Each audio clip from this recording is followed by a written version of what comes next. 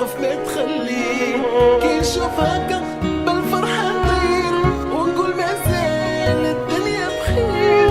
مهما كان همنا كبير كاين رب كبير عليه. لو كان جات الدنيا دوم نعيش ونبدا وينهم اللي عاشوا قبلنا تراب مغطيه حتى الحديد ويتصدى مع الايام الوقت يرشيه.